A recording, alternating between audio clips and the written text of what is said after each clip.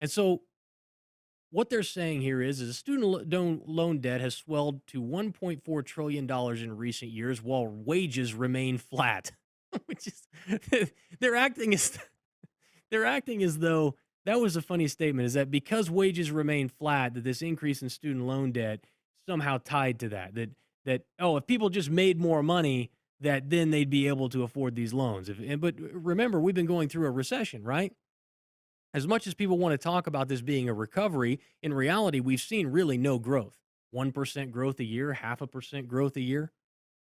There's no reason for wages to increase because there's been no actual increase in cost other than the cost brought on by government intervention. But I digress. It says millions of borrowers signed up for government plans allowing them to repay based on their earnings rather than what they owe. And they said this is a very new concept. Normally, income driven payment plans are required in most of household debt, where Americans mostly make payments on mortgages, car loans, personal loans, and credit card bills based on how much they borrow. But that's not the way this loan program works. As I said before, it's based on how much you earn. And so I want to explain the government problem. Let's explain the problem first. The government problem is that we got too many people defaulting on their loans. Now, the way this is always presented is, oh, these poor people who are defaulting on their loans, they can't make ends meet. This is so terrible for them. Right? That's the way we always look at the end user and say, oh, man, these guys are going bankrupt because they can't pay their student loan debt. I wish the government would do something about it. But in the back of their mind, the government's saying what? Man, we handed out all this money and all these people are defaulting on their loans. How are we going to get paid back? We can't get paid back if everybody keeps defaulting. We better come up with a solution to this problem. And what's the solution? Solution is to reduce the amount of monthly payment you have to make back to the government. And the children cheered. Yay! Thank you, benevolent government. We love you. We're so glad that you're looking out for us, the little guy, and sticking it to everyone who's trying to screw us over and take money out of our pockets. Now, if you think this is a good idea, I love you, but you're so stupid. God help you, you're dumb. Let me run a little bit of math for you.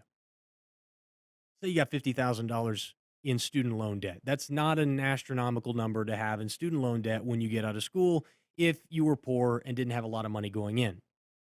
Average federal loan is where is 6%? Is that be Mhm. fair? Mhm. Probably somewhere in there. I know refinancing, you can't refinance for much less than 6%. So average loan somewhere around 6%. And let's say that of that $50,000, 6% loan, let's say you get out of school and you're making about $30,000 a year. And well, let's make it 40,000. Let's make it 40,000 just to make it fair. Let's say that yeah, you did okay and your entry level job you're making 40 grand a year.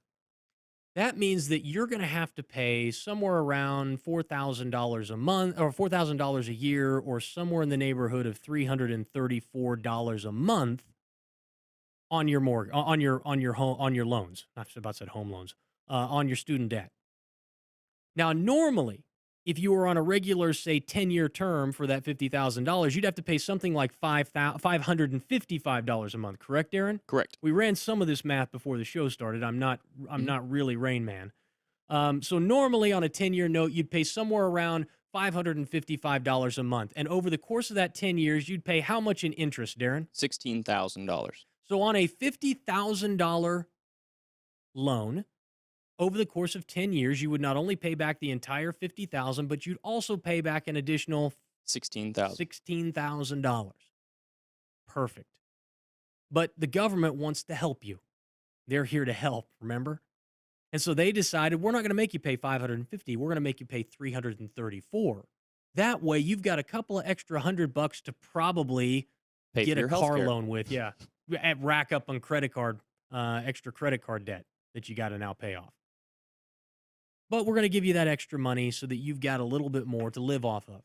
Now, this, of course, stretches out the duration of the loan from 10 years to roughly 23 years, 8 months. 23 years. So a little An extra over, decade yeah, extra plus some change. 13 years and some change of debt that you're continuing to pay. Now, remember, you got out of college at what, 26? So now you're almost 50 by the time your loans are paid off. And it's not $16,000 that you're paying in interest because you've had to pay, you've stretched the interest payments out over 23 years instead of 10. Instead of paying 16,000, you're paying, Darren, 44,000. $44,000 in interest. That's almost another $30,000. What does that equate to? 250% more in interest payments over the life of the loan? Now, where is that going? It's not going into the hands of some greedy insurance company. No, no, no, no. It's going into the hands of the greedy government who's managed to find a way to extend your loan by more than a decade, charge you an extra $30,000 in interest. And they've convinced you that this is a wonderful idea designed to help you. If I can review for you again the problem. The problem, government has too many people defaulting on their loans. So government devises a plan to limit your payments, making them more manageable. Government hires PR propaganda experts to convince you that this is all designed to help you, the struggling young college graduate. Then the government gets its money plus an extra 250% because you believe the propaganda and took advantage of the scam. Well done.